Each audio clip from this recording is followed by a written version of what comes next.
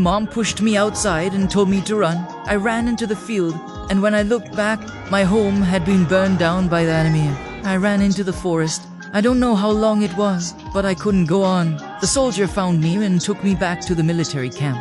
They asked me where my parents were. I told them that the war had destroyed my home. They sent me to the hospital, and the commanding officer looked a lot like my dad. They were going to send me away because this was the front line, and kids weren't allowed. The officer gave me a wooden toy gun, and I hugged him tightly. I told him to protect himself and not let the war keep him from going home. The officer was sad.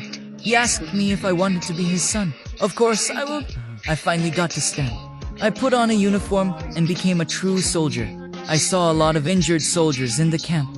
They had lost so much because of the war. I gave water to the injured soldiers and sang songs from their hometowns for them. They cried. They must have missed home too. I found my dad and applied to become a courier.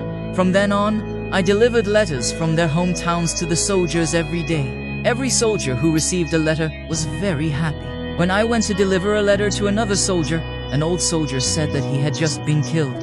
He would never be able to see his family's letters again. I returned to the command center and heard them saying that the communication equipment had been destroyed and they couldn't receive orders. I quietly ran outside and crawled on the ground. I was scared, but I couldn't stop. The war wouldn't stop just because I was a kid. I connected the broken wires together. Communications returned to normal and the battle turned around. That night, my dad and I were walking in the forest when we heard a clown. I hid in the trees, but Dad didn't make it. He was injured. I was so afraid of losing him. He had given me a home. Thankfully, Dad recovered quickly. Dad told the commander what I did, and the commander asked me what I wanted as a reward. I said that I wanted world peace, but the war continued.